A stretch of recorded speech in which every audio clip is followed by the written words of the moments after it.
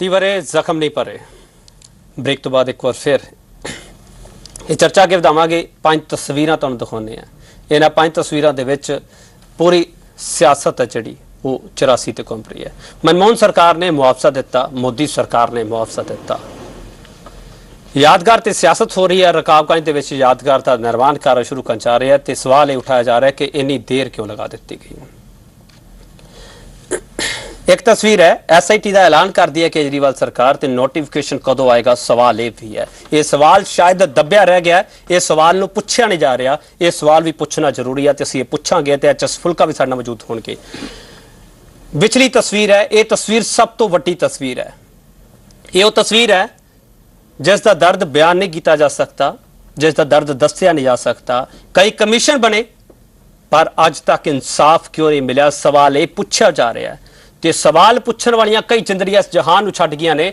उन्हां दा वाली वारस कौन है, सवाल ये भी है। उन्हां सवालों नूं नहीं पूछा जा रहा। उस सवाल भी पूछण दी कोशिश करांगे, उस सवाल का जवाब लभण दी भी कोशिश करांगे। 84 दे 30 साल हो गए ने, हुण तक होया की है। तो खास मेहमान साडे नाल मौजूद है कि है फुलका साहब भी साडे नाल जुड़ के ने। HS फुलका, ब्रेक के बाद सब तो पहला सवाल मैं तुहानूं पुछना चाहूँगा, SIT का ऐलान किया क्या, नोटिफिकेशन होवेगा, कदों होवेगा? उस तो पहला जिहड़ियां तुसीं तस्वीरां दिखाईयां, एक तुहानूं तस्वीर मैं भी दिखा दियां। ये 50 फौजियां दे नाम ने जिहड़े कि ये 3 दिनां दे विच जो सर्विस विच सी बुरी तरह मार दिते। ये फ्लाइट लैफ्टिनेंट हरिंदर सिंह दी फोटो है जिसनूं ये फ्रांस भेजा जा रहा सी। एडवांस हाईली डेकोरेटेड पायलट सी और वो दिल्ली एयरपोर्ट के उत्ते आके वो थोड़ी देर उसकी फ्लाइट रुकी, वो अपने फादर नूं मिल आया बाहर जो कि एयरफोर्स अफसर सी। वो तूं उहदे प्यो नूं, उहदे 2 चाचिਆਂ नूं पूरी तरह नाल मार दिता। अज तक इंडियन पार्लीमेंट ने, मिनिस्ट्री ऑफ डिफेंस ने इन्हां दी लिस्ट भी नहीं निकाली, इन्हां नूं एक्नॉलेज नहीं किया और इन्हां दे वास्ते कोई रेजोल्यूशन तक नहीं पास किया।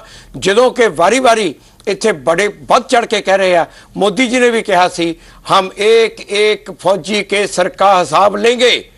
अरे दूसरों से तो लोगे ही लोगे, ये जो आपके पास बैठे हैं इनसे कब लोगे? कम से कम इंडियन पार्लीमेंट दे विच रेजोल्यूशन इन्हां फौजियां दा, मिनिस्ट्री ऑफ डिफेंस नूं इन्हां नूं रिकग्नाइज करना ये तां चाहीदा। हुण गल आ गई SIT दी, रेजोल्यूशन हो रहा है, सॉल्यूशन कदों होवेगा? हुण आ गई गल SIT। देखो हर एक चीज़ अपनी जगह ते है, कोई किसी दा सबस्टिट्यूट नहीं है, किसी दे बदले नहीं है। जे हर एक चीज़ अपनी जगह ते है। रेजोल्यूशन इन्हां नूं कंडेम करन दा अपनी जगह ते है, माफ़ी मंगनी अपनी जगह ते है क्योंकि वो भी मंगनी चाहिए आ। कंपनसेशन पीड़ितां दा हक बनदा अपनी जगह ते है। दुश्मनां नूं जो दोषियों नूं जो सज़ा देनी आ वो भी बड़ी जरूरी आ, वो भी अपनी जगह। फुलका साहब माफ करना, मौत किश्तां विच नहीं होंदी गी ते किश्तां विच सब कुछ क्यों दिता जा रहा है? ये तां तुसीं सरकार नूं पुछो। 10,000 रुपया दिता सी 1985 विच, रौला असीं मिश्रा कमीशन दे अगे पाया, 1987 विच 10,000 होर दे दिता। मतलब कि ये तां तुसीं जो सरकारां टाइम टाइम तो आईयां जां जो सरकारां विच रहे वारी वारी जो हर पार्टियां दी सरकारां आईयां उन्हां नूं पुछो कि क्यों। यही सवाल मैं तुहानूं करना चाहूँगा, सब कुछ किश्तां विच क्यों दिता जा रहा है? देखो गल हैगी कि फुलका साहब बड़ी चंगी तरह जानते है, एक पोलिटिकल पार्टी नूं ब्लैंक चैक मिल गया है 84 राइट्स विक्टम का। जब 84 आती है, जब नवंबर आता है उन्होंने कैश कराने की गल करते हैं। छोटी जी गल तो हैगी है। बाकी देखो सिखां नाल इंसाफ ना कांग्रेसियां ने किया ना बाकियां ने किया।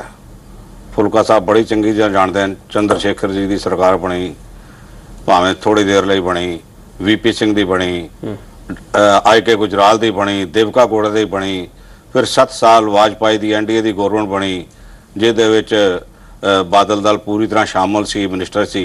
की होया सानू असी डट के BJP की हिमायत की सी, मदन लाल खुराने नूं चीफ मिनिस्टर बना दी। उन्होंने यह कहा सी मैं दोषियों नूं फड़ांगा। वो एक भगत फड़िया सी ते 2-3 और फड़े सन, महीने बाद छुट गए। उस तो बाद खैर अल्लाह खैर चला, खत्म हो गया काम। हुण कोई उम्मीद हैगी कि नहीं हैगी? उम्मीद तो देखो गल हैगी, उम्मीद नहीं होएगी तो जब तक फुलका साहब नूं याद होएगा कि आपां इन्हां दे नाल 84 तो बाद इन्हां दे संबंध च आए सी।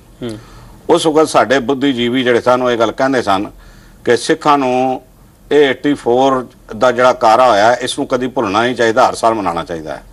ਮੈਂ ਸਭ ਤੋਂ ਪਹਿਲੀ ਗੱਲ ਤੇ ਫੁਲਕਾ ਸਾਹਿਬ ਤੇ ਬਾਕੀਆਂ ਨੂੰ ਇਹ ਵਧਾਈ ਦਿੰਦਾ ਜਿਨ੍ਹਾਂ ਨੇ ਇਸ ਮਸਲੇ ਨੂੰ ਇਹ ਮੁਜ਼ਾਹਰੇ ਕਰਕੇ ਗੱਲ ਕਰਕੇ ਕਾਨਫਰੰਸਾਂ ਕਰਕੇ ਇਹਨਾਂ ਨੂੰ ਜਿੰਦਾ ਰੱਖਿਆ ਹੈ। ਇਹਦਾ ਮਤਲਬ ਇਹ ਹੋਏਗਾ ਕਿ ਮੁੜ ਕੇ ਸਿੱਖਾਂ ਨਾਲ ਕੋਈ ਇਹ ਜੀ ਕਤਲੋ ਗਾਰਤ ਕਰਨ ਦੀ ਗੱਲ ਨਹੀਂ ਹੋਏਗੀ।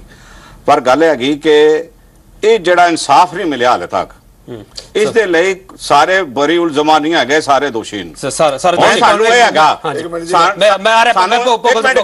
ਸਾਨੂੰ ਹੁਣ ਇਹ ਹੈਗਾ ਵੀ ਜਿੱਥੇ ਇਹਨਾਂ ਨੇ ਮੁਆਵਜ਼ਾ ਦਿੱਤਾ ਹੈ ਉੱਥੇ ਹੁਣ ਸਪੈਸ਼ਲ ਕੋਰਸ ਬਣਾਵਣ, ਇਹ ਜਾਣਦੇ ਨੇ ਕਿਹੜੀਆਂ ਕੋਰਸ ਬਣਾਵਣ, ਫੁਲਕਾ ਸਾਹਿਬ ਜਾਣਦੇ ਨੇ, ਉਹਦੇ ਫੈਸਲੇ ਕਰਕੇ ਤੁਸੀਂ ਕਹਿ ਰਹੇ ਮੈਂ ਬਹੁਤ ਵਾਰੀ ਗੱਲ ਕੀਤੀ ਹੈ, ਮੈਂ ਮਨਮੋਹਨ ਸਿੰਘ ਜੀ ਨੂੰ ਖੁਦ ਮਿਲਿਆ, ਹੁਣ ਕਿੰਨੀ ਵਾਰ ਮਿਲੇ ਮੋਦੀ ਸਰਕਾਰ ਨੂੰ ਤੁਸੀਂ? ਮੈਂ ਜੀ ਪਿੱਛੇ 2 ਵਾਰ ਗ੍ਰਹਿ ਮੰਤਰੀ ਰਾਜਨਾਥ ਸਿੰਘ ਨਾਲ ਸਾਡੀ ਗੱਲ ਹੋਈ ਸੀ, ਜਿਹਦੇ ਨਾਲ ਮੇਰੇ ਨਾਲ ਮਨਜੀਤ ਸਿੰਘ ਜੀਕੇ, ਅਵਤਾਰ ਸਿੰਘ ਅਸੀਂ ਗਏ ਸੀ।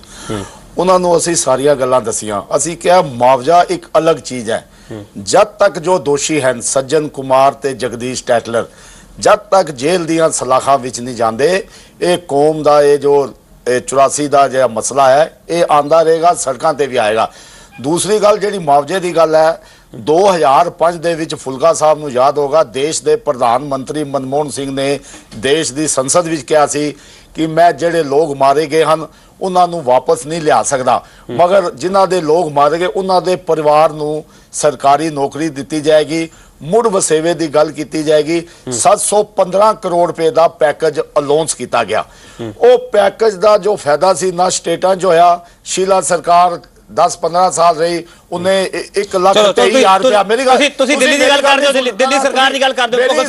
ਮੈਂ ਇੱਕ ਸਵਾਲ ਮੈਂ ਜਿਹੜੀ ਗੱਲ ਸੁਣਨਾ, ਮੈਂ ਇੱਕ ਸਵਾਲ ਹਰਦੀਪ ਸਿੰਘ ਜੀ ਇਹਨਾਂ ਦੀ ਗੱਲ ਸੁਣੋ, ਮੇਰੀ ਵੀ ਸੁਣੋ। ਸਾਹਿਬ ਮੈਂ ਲੈ ਰਿਹਾ ਤੁਹਾਨੂੰ ਹਰਦੀਪ ਸਿੰਘ ਜੀ ਇਹ ਕਹਿ ਰਹੇ ਸ਼ੀਲਾ ਦਾ ਤਾਂ ਪਤਾ ਕਿੰਨੇ ਪੈਸੇ ਬੱਚੇ ਨੂੰ। ਮੈਂ ਉਹੀ ਸਵਾਲ ਪੁੱਛ ਰਿਹਾ, ਕਰੋੜ ਰੁਪਇਆ ਮੈਂ ਉਹੀ ਸਵਾਲ ਪੁੱਛ ਰਿਹਾ ਸਰਨਾ ਸਾਹਿਬ, ਉਹੀ ਸਵਾਲ ਪੁੱਛ ਰਿਹਾ। ਸਰਕਾਰ ਸੁਪਨੇ ਵਿੱਚ ਵੀ ਆਂਦੀ ਹੈ। ਹਰਦੀਪ ਸਿੰਘ ਜੀ ਇਹ ਕਹਿ ਰਹੇ ਕਿ ਮੁਆਵਜ਼ਾ ਵਰਤਿਆ ਨਹੀਂ ਗਿਆ।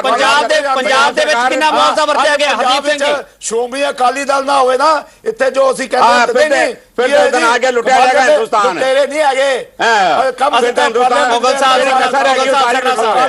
ਕਿਸੇ ਨੂੰ ਕੋਈ ਸਮਝ, ਕਿਸੇ ਨੂੰ ਔਰ ਸਿਮਰਤ ਕੌਰ ਬਾਦਲ ਕਿਸੇ ਨੂੰ ਕੋਈ ਸਮਝ ਨਹੀਂ ਆਇਆ। ਘਰ ਬੈਠ ਕੇ ਕਰੋ, ਇੱਥੇ ਕਰਨ ਦੀ ਲੋੜ ਨਹੀਂ ਹੈ। ਮੇਰੇ ਨਾਲ ਕਿਸੇ ਨੂੰ ਕੋਈ ਸਮਝ ਨਹੀਂ ਆਇਆ। ਪੂਰੀ ਹੋਣ ਦਿਓ ਨਾ ਜੀ, ਤੁਸੀਂ ਗੱਲ ਨਹੀਂ ਪੂਰੀ ਹੋਣ ਦਿੰਦੇ। ਮੈਂ ਇੱਕ ਗੱਲ ਕਹਾਂ, ਮੈਂ ਕਹਿ ਰਿਹਾ ਜੀ 700, ਮੈਂ ਕਹਿੰਦਾ ਜੀ 700। ਮੈਂ ਹਰਦੀਪ ਸਿੰਘ ਦਾ ਇੱਕ ਪੁਆਇੰਟ ਲੈ ਲਵਾਂ। ਮੈਂ ਸਭ ਤੋਂ ਜੀ ਹਰਦੀਪ ਜੀ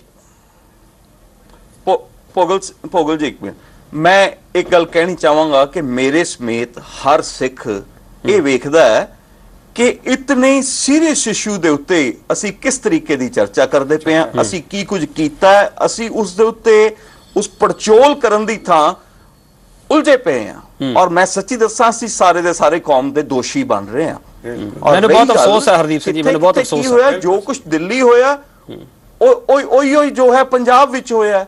ਜੇ ਕੀ ਹੈ 10-10 ਹਜ਼ਾਰ 85-87 ਚ ਦੇ ਦਿੱਤਾ ਹੈ ਤੇ ਸਰਦਾਰ ਮਨਮੋਹਨ ਸਿੰਘ ਹੋਰਾਂ ਦਾ 3 ਲੱਖ ਵੀ ਜਿਹੜਾ ਹੈ ਉਸ ਵੇਲੇ 15,000 ਰੁਪਇਆ ਬਣਦਾ 84 ਦੇ ਹਿਸਾਬ ਨਾਲ, ਤੇ ਅੱਜ ਦਾ ਇਹ ਜੋ ਹੈ ਹੁਣ ਦੀ ਬੀਜੇਪੀ ਸਰਕਾਰ ਦਾ 5 ਲੱਖ, ਇਹ 8,000 ਬਣਦਾ ਹੈ 84 ਦੇ ਹਿਸਾਬ ਨਾਲ। ਤੇ ਦੂਜੀ ਗੱਲ ਹੈ ਕਿ ਅਸੀਂ ਇਹ ਕਹਿ ਰਹੇ ਹਾਂ ਕਿ ਇਕੱਲੀ ਕੰਪਨਸੇਸ਼ਨਸ ਦਿਓ, ਕੰਪਨਸੇਸ਼ਨਸ ਦੇਤੀਆਂ, it's okay, we don't mind, ਇਹ ਠੀਕ ਹੈ, ਚੰਗੀ ਗੱਲ ਹੈ, ਮੰਨ ਲੈਂਦੇ ਹਾਂ, ਪਰ ਅਸੀਂ ਤੇ ਮੰਗ ਰਹੇ ਇਨਸਾਫ। ਅਸੀਂ ਤੇ ਚਾਹੁੰਦੇ ਆ ਸਿੱਖ ਇਹ ਕੱਲੀ ਉਹਨਾਂ ਹੁਣ ਪਰਿਵਾਰਾਂ ਦੀ ਲੜਾਈ ਨਹੀਂ ਹੈ, ਇਹ ਸਿੱਖ ਕੌਮ ਦੀ ਲੜਾਈ ਹੈ, ਸਿੱਖ ਕੌਮ ਦੀ ਲੜਾਈ ਹੈ। ਪਰ ਫੁਲਕਾ ਸਾਹਿਬ ਹਰਦੀਪ ਸਿੰਘ ਜੀ ਮੈਂ ਗੱਲ ਪਹਿਲਾਂ ਵੀ ਕਹੀ ਸੀ, ਸਿੱਖ ਕੌਮ ਉਹ ਕੌਮ ਹੈ ਜਿਹੜੀ ਦਲੇਰ ਕੌਮ ਹੈ। ਦਲੇਰ ਕੌਮ ਮੈਨੂੰ ਹੁਣ ਹਾਰਦੀ ਹੋਈ ਲੱਗ ਰਹੀ ਹੈ, ਮਾਫ ਕਰਨਾ ਮੈਨੂੰ ਇਹ ਸ਼ਬਦ ਵਰਤਨੇ ਪੈ ਰਿਹਾ। 30 ਸਾਲ ਤੋਂ ਅਸੀਂ ਸਿਰਫ ਇਨਸਾਫ ਦੇ ਵਿੱਚ ਮੈਂ ਇਨਸਾਫ ਦੇ ਵਿੱਚ 1 ਮਿੰਟ ਜੇਕਰ ਮੈਂ ਲਵਾਂ, ਮੈਂ ਇੱਕ ਗੱਲ ਮੈਂ ਤੁਹਾਨੂੰ ਦੱਸਾਂ। ਦੇਖੋ ਇਹ ਜੋ ਇਨਸਾਨੀਅਤ ਦਾ ਕਤਲ ਆ, ਇਹਦੇ ਵਿੱਚ ਸਾਨੂੰ ਪੋਲਿਟਿਕਸ ਤੋਂ ਉੱਪਰ ਉੱਠਣਾ ਚਾਹੀਦਾ। ਇਹ ਜਦੋਂ ਮੋਦੀ ਸਰਕਾਰ ਨੇ ਇਹ ਮੁਆਵਜ਼ਾ ਦਿੱਤਾ, ਚਾਹੇ ਮੈਂ ਉਹਨਾਂ ਦੇ ਬੀਜੇਪੀ ਦੇ ਖਿਲਾਫ ਹਾਂ, ਪਰ ਉਹਦੇ ਬਾਵਜੂਦ ਸਭ ਤੋਂ ਪਹਿਲਾਂ ਉੱਥੋਂ ਮੈਂ ਇਹਨੂੰ ਵੈਲਕਮ ਕੀਤਾ। ਮੇਰਾ ਖਿਆਲ ਹੈ ਜੇਕਰ ਅਸੀਂ ਸਿਆਸਤ ਤੋਂ ਉੱਪਰ ਉੱਠਾਂਗੇ, ਇਹ ਬੜੀ ਬਲਕਿ ਸਾਡੀ ਸਿਆਸਤ ਤੋਂ ਉੱਪਰ ਉੱਠਣ ਦੀ ਜ਼ਰੂਰਤ ਹੈਗੀ। ਫੁਲਕਾ ਸਾਹਿਬ ਇਸੇ ਪੁਆਇੰਟ ਨਾਲ ਵਾਪਸ ਆਵਾਂਗੇ, ਬ੍ਰੇਕ ਲੈਣੀ ਪੈ ਰਹੀ ਹੈ, ਬ੍ਰੇਕ ਤੋਂ ਬਾਅਦ ਵਾਪਸ ਆਵਾਂਗੇ ਤੇ ਗੱਲ ਇਹ ਹੋਵੇ ਕਿ ਸਿਆਸਤ ਤੋਂ ਉੱਪਰ ਅਸੀਂ ਕਦੋਂ ਉੱਠਾਂਗੇ, ਕਦੋਂ ਅਸੀਂ ਸੋਚਾਂਗੇ ਕਿ ਜਿਹੜੇ ਵਿਚਾਰੇ ਤੜਪ ਰਹੇ ਆ, ਜਿਹੜੇ ਅੱਜ ਤੱਕ ਇਨਸਾਫ ਦੀ ਉਡੀਕ ਵਿੱਚ ਹੈ, ਉਹਨਾਂ ਦੀ ਗੱਲ ਕਦੋਂ ਸੁਣੀ ਜਾਵੇਗੀ। ਬ੍ਰੇਕ ਤੋਂ ਬਾਅਦ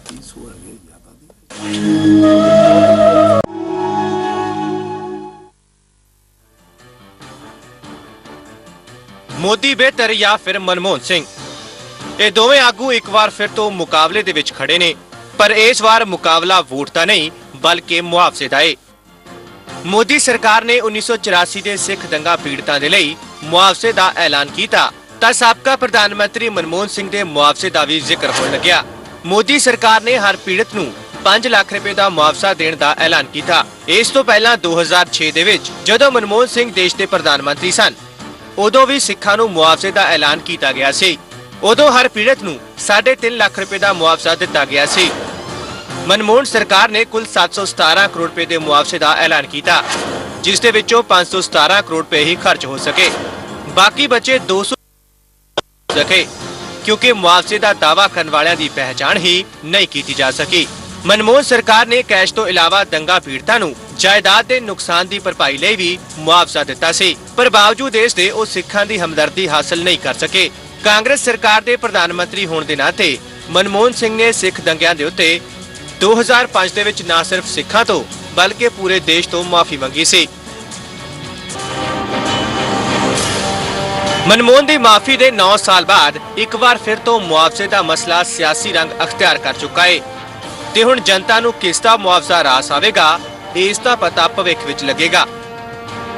ਬਿਊਰੋ ਰਿਪੋਰਟ, ਸੀ ਮੀਡੀਆ। ਮੁਆਵਜ਼ੇ ਦਾ ਮਲਮ ਲਗਾਉਣ ਦੀ ਕੋਸ਼ਿਸ਼ ਕੀਤੀ ਗਈ ਹੈ। ਸਾਡਾ ਪੈਨਲ ਕਹਿ ਰਿਹਾ ਹੈ ਕਿ ਮੁਆਵਜ਼ਾ ਵੀ ਜ਼ਰੂਰੀ ਹੈ, ਹਰ ਚੀਜ਼ ਆਪਣੀ ਜਗ੍ਹਾ ਤੇ ਅਹਿਮੀਅਤ ਰੱਖਦੀ ਹੈ। ਫੁਲਕਾ ਸਾਹਿਬ, ਮੈਂ ਇੱਕ ਸਵਾਲ ਤੁਹਾਨੂੰ ਪੁੱਛਣਾ ਚਾਹ ਰਿਹਾ ਸੀਗਾ। ਫੁਲਕਾ ਸਾਹਿਬ, SIT ਦਾ ਗਠਨ ਜੇ ਹੋਵੇਗਾ, SIT ਨਾਲ ਕੋਈ ਮਸਲੇ ਦਾ ਹੱਲ ਨਿਕਲ ਸਕਦਾ ਹੈ, ਕੋਈ ਉਮੀਦ ਰੱਖੀਏ? ਦੇਖੋ 237 ਕੇਸ ਪੁਲਿਸ ਨੇ ਕੋਰਟ ਵਿੱਚ ਭੇਜੇ ਹੀ ਨਹੀਂ, ਔਰ ਉਹ ਇਸੇ ਤਰ੍ਹਾਂ ਗੁਜਰਾਤ ਦੇ ਜੋ ਦੰਗੇ ਹੋਏ ਸੀ ਉਹਦੇ ਵਿੱਚ ਵੀ ਪੁਲਿਸ ਨੇ ਕੇਸ ਖੁਦ ਹੀ ਬੰਦ ਕਰ ਦਿੱਤੇ ਸੀ ਔਰ ਕੋਰਟ ਵਿੱਚ ਭੇਜੇ ਨਹੀਂ ਸੀ। ਸੁਪਰੀਮ ਕੋਰਟ ਨੇ ਉਹ ਕੇਸਾਂ ਨੂੰ ਮੁੜ ਤੋਂ ਖੁਲਾਇਆ ਔਰ SIT ਬਣਾਈ, ਔਰ ਉਹਦੇ ਵਿੱਚੋਂ ਕਈਆਂ ਕੇਸਾਂ ਦੇ ਵਿੱਚ ਉਸ ਤੋਂ ਬਾਅਦ ਸਜ਼ਾ ਹੋਈ ਆ। ਉਹਦਾ ਨਤੀਜਾ ਇਹ ਆ ਕਿ ਅੱਜ ਉੱਥੇ 129 ਬੰਦਿਆਂ ਨੂੰ ਉਮਰ ਕੈਦ, 10 ਬੰਦਿਆਂ ਨੂੰ ਫਾਂਸੀ ਦੀ ਸਜ਼ਾ ਔਰ ਇੱਕ ਮਿਨਿਸਟਰ ਨੂੰ 28 ਸਾਲ ਦੀ ਕੈਦ, ਗੁਜਰਾਤ ਦੇ ਦੰਗਿਆਂ ਵਾਸਤੇ। ਹੁਣ ਇੱਥੇ ਜਦੋਂ ਦਿੱਲੀ ਦੇ ਵਿੱਚ ਵੀ 237 ਕੇਸ ਖੁਦ ਬੰਦ ਕਰ ਦਿੱਤੇ ਪੁਲਿਸ ਨੇ, ਇਸ ਨੂੰ ਖੋਲਣ ਦੇ ਵਾਸਤੇ ਕੋਈ ਗੱਲ ਨਹੀਂ ਹੋਈ। ਅਸੀਂ ਇਹ ਇਸ਼ੂ ਲੈ ਕੇ ਇਹ ਸ਼ੁਰੂ ਕੀਤੀ ਸੀ ਜਦੋਂ ਮੁਹਿੰਮ, ਇਹ ਤਕਰੀਬਨ 2 ਸਾਲ ਪਹਿਲਾਂ, ਪਿਛਲੇ ਸਾਲ ਮਈ ਦੇ ਵਿੱਚ 2013 ਦੇ ਵਿੱਚ ਜੰਤਰ ਮੰਤਰ ਤੇ ਧਰਨਾ ਦਿੱਤਾ ਸੀ। ਉੱਥੇ ਸਾਰੀਆਂ ਪਾਰਟੀਆਂ ਆਈਆਂ ਸੀ। ਕੇਜਰੀਵਾਲ ਆ ਕੇ ਭੁੱਖ ਹੜਤਾਲ ਤੇ ਬੈਠਾ ਸੀ, BJP ਦੇ ਜੋ ਦਿੱਲੀ ਦੇ ਪ੍ਰਧਾਨ ਵਿਜੇ ਗੋਇਲ ਵੀ ਆਏ ਸੀ, ਅਕਾਲੀ ਦਲ ਦੀ ਸਾਰੀ ਲੀਡਰਸ਼ਿਪ ਆਈ ਔਰ ਸਭ ਨੇ ਇਹ SIT ਦੀ ਸਪੋਰਟ ਕੀਤੀ। ਔਰ ਜੋ ਸੱਜਣ ਕੁਮਾਰ ਦੇ ਖਿਲਾਫ 22 ਸਾਲ ਤੋਂ ਚਾਰਜ ਸ਼ੀਟ ਤਿਆਰ ਕੀਤੀ ਪਈ ਆ, ਉਹਨੂੰ ਫਾਈਲ ਕਰਨ ਦੀ ਸਪੋਰਟ ਕੀਤੀ। ਹੁਣ ਗੱਲ ਇਹ ਆ ਕਿ ਜਦੋਂ ਹੁਣ ਪਿੱਛੋਂ ਕਈਆਂ ਲੋਕਾਂ ਨੇ ਕਿਹਾ ਕਿ ਹੁਣ ਇਹ ਕਿਵੇਂ ਹੋਣਗੇ ਕੇਸ। ਨਾਨਾਵਤੀ ਦੀ ਰਿਪੋਰਟ ਤੋਂ ਬਾਅਦ ਇਹ 247 ਕੇਸ ਐਕਚੁਅਲੀ ਬੰਦ ਹੋਏ ਸੀ। ਨਾਨਾਵਤੀ ਦੀ ਰਿਪੋਰਟ ਤੋਂ ਬਾਅਦ 4 ਕੇਸ ਖੁੱਲੇ। 9-10 ਕਮਿਸ਼ਨ ਬਣੇ, 2010 ਕਮਿਸ਼ਨ ਬਣੇ, 4 ਕੇਸ ਖੁੱਲੇ ਸੀ। ਉਹਨਾਂ 4 ਚੋਂ ਇੱਕ ਕੇਸ ਦੇ ਵਿੱਚ 5 ਬੰਦਿਆਂ ਨੂੰ ਸਜ਼ਾ ਹੋਈ ਹੈ। ਜੇਕਰ ਆਓ 2013 ਚ ਫੈਸਲਾ ਹੋਇਆ, ਸਾਲ ਪਹਿਲਾਂ ਫੈਸਲਾ ਹੋ ਕੇ ਉਹਨਾਂ ਨੂੰ ਸਜ਼ਾ ਹੋ ਸਕਦੀ ਹੈ, ਤਾਂ ਜੋ 237 ਕੇਸ ਖੁੱਲਣਗੇ ਤਾਂ ਉਦੋਂ ਕਈਆਂ ਨੂੰ ਹੋਰਾਂ ਨੂੰ ਸਜ਼ਾ ਹੋਏਗੀ। ਔਰ ਜ਼ਰੂਰੀ ਆ SIT ਦਾ ਫਾਇਦਾ ਹੋ ਸਕਦਾ ਹੈ। SIT ਦਾ ਬਿਲਕੁਲ ਫਾਇਦਾ, ਕਿਉਂਕਿ ਹੁਣ ਤਾਂ ਸਿਰਫ ਇੱਕੋ ਕੇਸ ਰਹਿ ਗਿਆ, ਵਰਨਾ ਜੋ ਪੈਂਡਿੰਗ ਪਿਆ ਟ੍ਰਾਇਲ ਕੋਰਟ 'ਚ 2 ਕੇਸ ਇਨਵੈਸਟੀਗੇਸ਼ਨ ਲਈ ਪੈਂਡਿੰਗ ਪਏ ਆ। ਜਦੋਂ ਇਹ ਕੇਸ ਖੁੱਲਣਗੇ ਤਾਂ ਇਹ ਸਾਰੇ ਲੀਡਰ ਫਿਰ ਲਪੇਟ ਵਿੱਚ ਆਣਗੇ ਔਰ ਕੁਝ ਲੋਕਾਂ ਨੂੰ ਸਜ਼ਾ ਹੋਏਗੀ ਔਰ ਇਹ ਸੁਨੇਹਾ ਜਾਏਗਾ ਕਿ ਦੇਸ਼ ਦੇ ਵਿੱਚ ਕਾਨੂੰਨ ਸਭ ਤੋਂ ਉੱਪਰ ਆ। ਇਹ ਲੀਡਰਾਂ ਦਾ ਹੁਕਮ ਨਹੀਂ, ਕਾਨੂੰਨ, ਲੀਡਰ ਵੀ ਕਾਨੂੰਨ ਤੋਂ ਥੱਲੇ ਆ। ਇਹ ਸੁਨੇਹਾ ਅਸੀਂ ਪਛਾਣ ਦੀ ਕੋਸ਼ਿਸ਼ ਕਰ ਰਹੇ ਹਾਂ। ਪੋਗਲ ਸਾਹਿਬ, SIT ਲਈ ਅਸੀਂ ਇਕੱਠੇ ਕਿਉਂ ਨਹੀਂ ਹੁੰਦੇ ਫਿਰ? ਬਿਲਕੁਲ ਜੀ, ਅਸੀਂ ਹਮੇਸ਼ਾ ਕਿਹਾ, ਹੁਣ ਵੀ ਰਾਜਨਾਥ ਸਿੰਘ ਹੋਰਾਂ ਨੂੰ ਮਿਲ ਕੇ ਆਏ ਸੀ, SIT ਦੀ ਗਠਨ ਦੀ ਗੱਲ ਕੀਤੀ ਹੈ। ਪਾਰਲੀਮੈਂਟ ਦੇ ਵਿੱਚ ਵੀ ਅਕਾਲੀ ਦਲ ਨੇ ਗੱਲ ਕੀਤੀ ਹੈ, SIT ਦਾ ਗਠਨ ਹੋਣਾ ਚਾਹੀਦਾ, ਕਿਉਂਕਿ ਜਦ ਤੱਕ ਸੱਜਣ ਕੁਮਾਰ, ਜਗਦੀਸ਼ ਟੈਟਲਰ ਤੇ ਦੂਸਰੇ ਲੋਕ ਜਿਨ੍ਹਾਂ ਨੇ ਇਸ ਦੇਸ਼ ਦੀ ਰਾਜਧਾਨੀ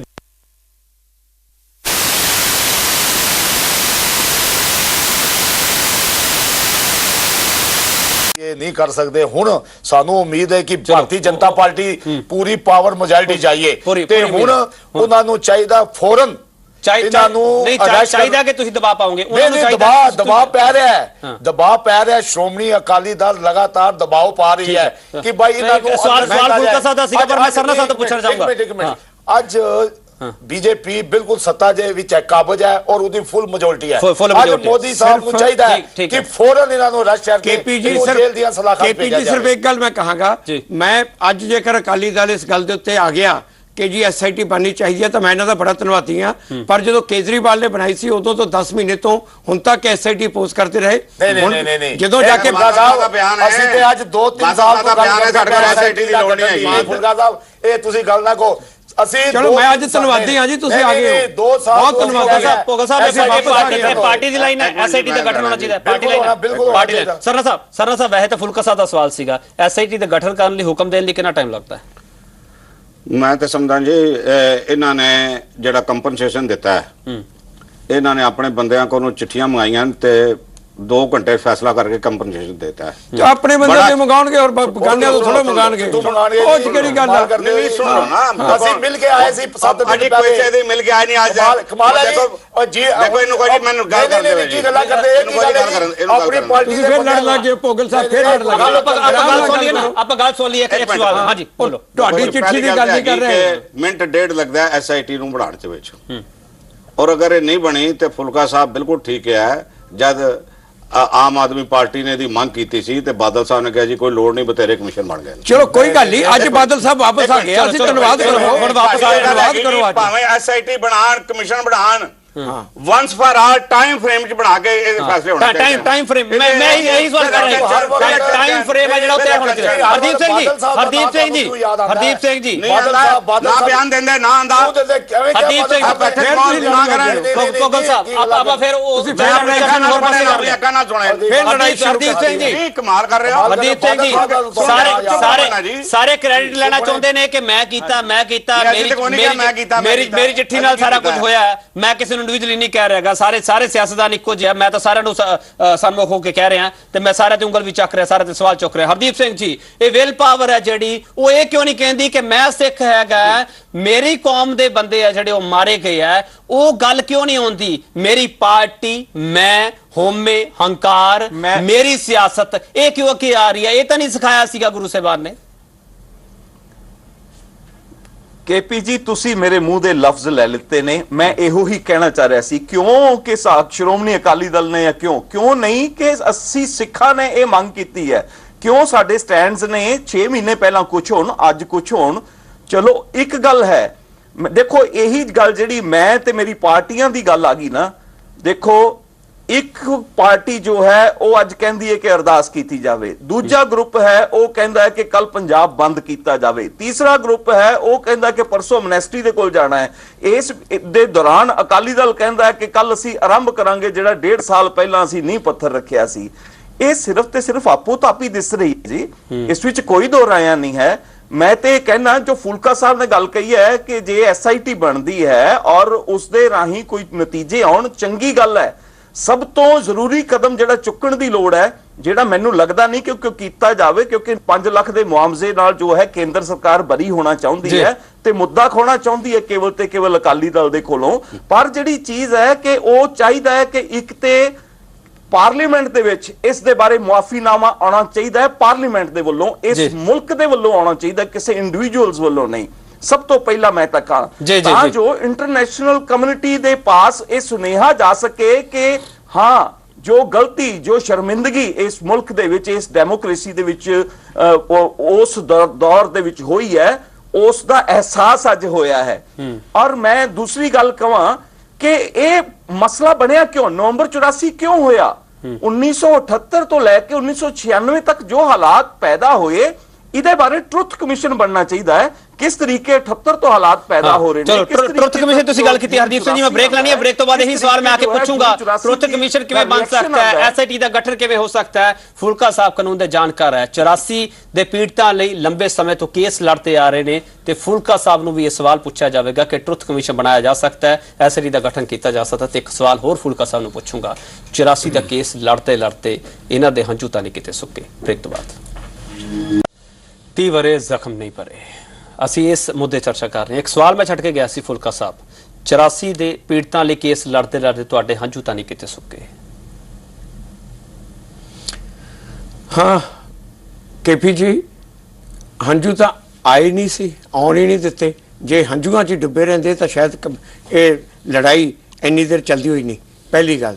ਦੂਜੀ ਗੱਲ, ਜੋ ਉਹਨਾਂ ਨੇ ਟਰੁੱਥ ਐਂਡ ਦਾ ਕਮਿਸ਼ਨ ਦਾ ਕਿਹਾ ਸੀ, ਇਹ ਟਰੁੱਥ ਐਂਡ ਰੀਕਨਸੀਲੀਏਸ਼ਨ ਕਮਿਸ਼ਨ ਜਿਹੜਾ ਹੁੰਦਾ ਨਾ, ਇਹਦਾ ਮਤਲਬ ਇਹ ਹੁੰਦਾ ਕਿ ਜੋ ਆ ਕੇ ਸੱਚਾਈ ਕਮਿਸ਼ਨ ਦੇ ਕੇ ਦੱਸਦੇ ਉਹਨੂੰ ਮਾਫ ਕਰ ਦਿੱਤਾ ਜਾਂਦਾ, ਚਾਹੇ ਉਹਨੇ ਕਤਲ ਕੀਤਾ, ਚਾਹੇ ਉਹਨੇ ਜੋ ਮਰਜ਼ੀ ਕੀਤਾ, ਉਸ ਬੰਦੇ ਨੂੰ ਮਾਫੀ ਮਿਲ ਜਾਂਦੀ ਹੈ। ਇਹ ਦੋ ਗੱਲਾਂ ਨੇ। ਪਹਿਲੀ ਗੱਲ ਤਾਂ ਮੇਰਾ ਖਿਆਲ ਹੈ ਕਿ ਸਿੱਖ ਕੌਮ ਵੀ ਇਸ ਵਾਸਤੇ ਤਿਆਰ ਨਹੀਂ ਕਿ ਕੋਈ ਆ ਕੇ ਕਹਿ ਦੇ ਜੀ ਮੇਰੇ ਕੋਲ ਗਲਤੀ ਹੋ ਗਈ ਤਾਂ ਉਦੋਂ ਬਾਅਦ ਉਹਨੂੰ ਛੱਡ ਦਿਓ, ਮਾਫ ਕਰ ਦਿਓ। ਨੰਬਰ 1। ਨੰਬਰ 2, ਜੋ ਇਸ ਟਾਈਮ ਦਾ ਕਾਨੂੰਨ ਆ ਦੇਸ਼ ਦਾ, ਉਹ ਵੀ ਇਹ ਚੀਜ਼ ਅਲਾਉ ਨਹੀਂ ਕਰਦਾ। ਸਾਊਥ ਅਫਰੀਕਾ ਦੇ ਉਹਨਾਂ ਨੇ ਕਨਸਟੀਟਿਊਸ਼ਨ ਵਿੱਚ ਪਾ ਦਿੱਤਾ ਸੀ, ਇਹ ਜਿਸਨੇ ਕਤਲ ਦਾ ਮੁਕੱਦਮਾ ਕੀਤਾ ਚਾਹੇ ਉਹ 50 ਸਾਲ ਹੋ ਜਾਣ, ਟਰੁੱਥ ਕਮਿਸ਼ਨ ਬਣ ਨਹੀਂ ਸਕਦਾ। ਐਸਆਈਟੀ ਲਈ ਫੁਲਕਾ ਸਾਹਿਬ ਤੁਹਾਡੀ ਪਹਿਲ ਕੀ ਹੋਊਗੀ? ਤੁਹਾਡੀ ਪਹਿਲ ਕੀ ਹੋਊਗੀ? ਕਾਨੂੰਨ ਦੇ ਪਾਰਟੀ ਤੋਂ ਉੱਪਰ ਉੱਠ ਕੇ, ਕਾਨੂੰਨ ਦੇ ਮੁਤਾਬਕ ਪਾਰਟੀ ਤੋਂ ਉੱਪਰ ਉੱਠ ਕੇ ਹੀ ਆ। ਇਹ ਤਾਂ ਪਾਰਟੀ ਦਾ ਆਮ ਆਦਮੀ ਪਾਰਟੀ ਬਣੀ ਵੀ ਨਹੀਂ ਸੀ ਜੋ ਉਹਦੇ ਅਸੀਂ ਡਿਮਾਂਡ ਕਰ ਰਹੇ ਐਸਆਈਟੀ।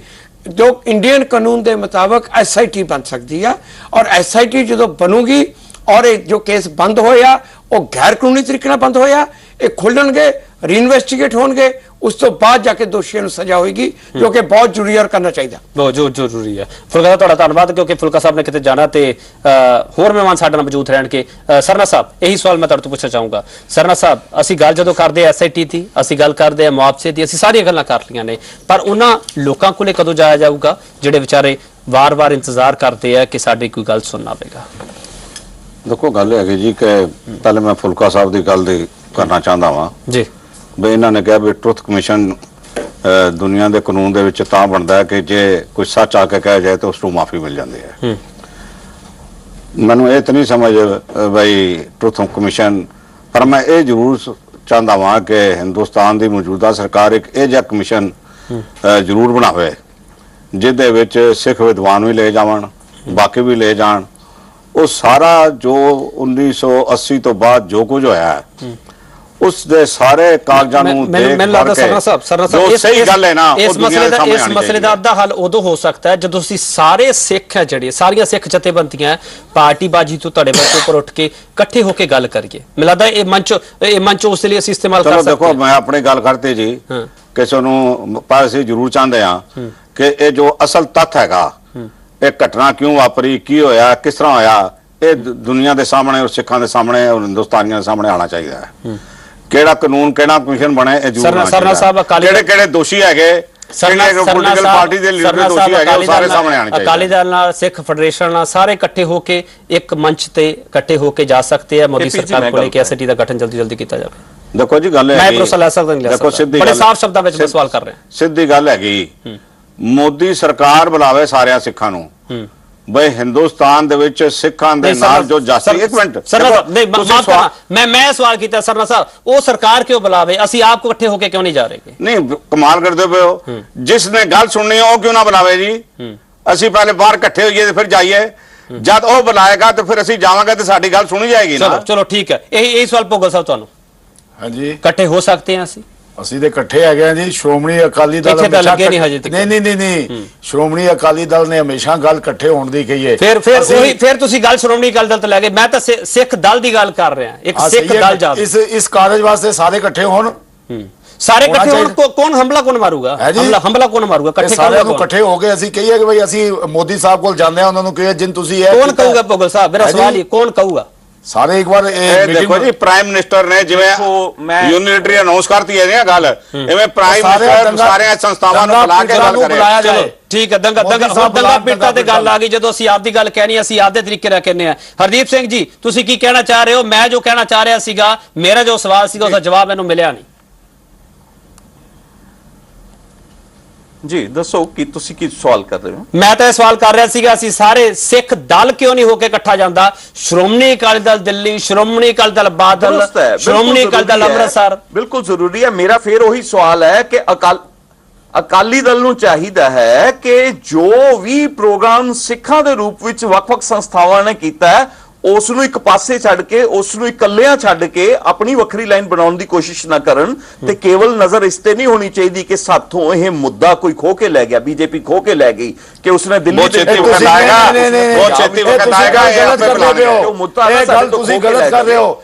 ਅਕਾਲੀ ਦਲ ਤੋਂ ਕੌਣ ਛਿੱਕੇ ਰਿਹਾ ਮਤਲਬ ਸਾਰੀ 30 ਸਾਲ ਤੋਂ ਅਕਾਲੀ ਦਲ ਦੇਸ਼ ਦੀ ਸੰਸਦ ਦੇ ਬਾਹਰ ਲੜਾਈ ਉਹਨਾਂ ਦੀ ਗੱਲਾਂ ਬਿਲਕੁਲ ਕਮਾਲ ਕਰਦੇ ਪਿਓ ਬਿਲਕੁਲ ਸਹਿਮਤ ਹਾਂ ਗੱਲ ਇਹ ਉਹਨਾਂ ਨੇ ਕਿਹਾ ਬਿਲਕੁਲ ਠੀਕ ਹੈ ਯਾਰ ਤੁਸੀਂ ਹਰ ਵਕਤ ਇਹੀ ਕਹਿੰਦੇ ਹੋ ਅਕਾਲੀ ਦਲ ਤੋਂ ਮੁੱਦਾ ਖਿੱਚ ਕੇ ਲੈ ਗਏ ਅਕਾਲੀ ਦਲ ਤੋਂ ਕੌਣ ਮੁੱਦਾ ਖਿੱਚ ਕੇ ਲੈ ਕੇ ਜਾ ਸਕਦਾ ਹੈ ਅਕਾਲੀ ਦਲ ਨੇ ਹਮੇਸ਼ਾ ਸਿੱਖ ਜਗਤ ਦੀ ਗੱਲ ਕੀਤੀ ਹੈ ਤੁਸੀਂ ਹਮੇਸ਼ਾ ਇਸ ਡਿਬੇਟ ਦੇ ਵਿੱਚ 3 ਵਾਰ ਤੁਸੀਂ ਕਹਿ ਚੁੱਕੇ ਹੋ ਅਕਾਲੀ ਦਲ ਤੋਂ ਖਸ ਕੇ ਰਹਿ ਗਏ ਅਕਾਲੀ ਦਲ ਨੇ ਅਕਾਲੀ ਦਲ ਨੇ ਰਾਜਨਾਥ ਸਿੰਘ ਦੇ ਨਾਲ ਗੱਲ ਕੀਤੀ ਹੈ ਤੁਸੀਂ ਕਿਉਂ ਇਹ ਗੱਲ ਕਰਦੇ ਹੋ ਬਿਲਕੁਲ ਜੀ 3 ਵਾਰ ਨਹੀਂ ਕਮਾਲ ਕਰਦੇ ਹੋ ਤੁਸੀਂ ਇਹ ਗੱਲ ਕਿਉਂ ਕਰਦੇ ਹੋ 100 ਵਾਰ ਕਹਾਂਗਾ ਇਹ ਹਰਦੀਪ ਸਿੰਘ ਦੀ ਆਵਾਜ਼ ਨਹੀਂ ਇਹ ਸਿੱਖਾਂ ਦੀ ਆਵਾਜ਼ ਹੈ ਕਿ ਇਸ ਦੇ ਉੱਤੇ ਅਸੀਂ ਸੀਰੀਅਸ ਹੋਈਏ ਇਹ ਮੇਰੀ ਕੱਲੀ ਆਵਾਜ਼ ਨਹੀਂ ਅਸੀਂ ਸੀਰੀਅਸ ਹੈਗੇ ਆ ਬਿਲਕੁਲ ਸੀਰੀਅਸ ਹੈਗੇ ਆ ਅਸੀਂ ਸੀਰੀਅਸ ਹੈ ਇਹਨਾਂ ਨੂੰ ਹਾਲੇ ਅਕਾਲੀ ਦਲ ਹਮੇਸ਼ਾ ਹੋ ਰਿਹਾ ਇਹਨਾਂ ਨੂੰ ਨਜ਼ਰ ਨਹੀਂ ਆ ਰਿਹਾ ਇਹ ਨਜ਼ਰ ਨਹੀਂ ਤੁਸੀਂ ਫਿਰ ਉਹੀ ਗੱਲ ਲੈਂਦੇ ਹੋ ਅਕਾਲੀ ਦਲ ਸੀਰੀਅਸ ਹੈ ਅਕਾਲੀ ਦਲ ਦੇਸ਼ ਦੀ ਸੰਸਦ ਦੇ ਵਿੱਚ ਜੀ ਆਪਣੇ ਕੋਲ ਵਕਤ ਨਹੀਂ ਹੈ ਸਰਨਾ ਸਾਹਿਬ ਅਕਾਲੀ ਦਲ ਨੇ ਤੁਹਾਡਾ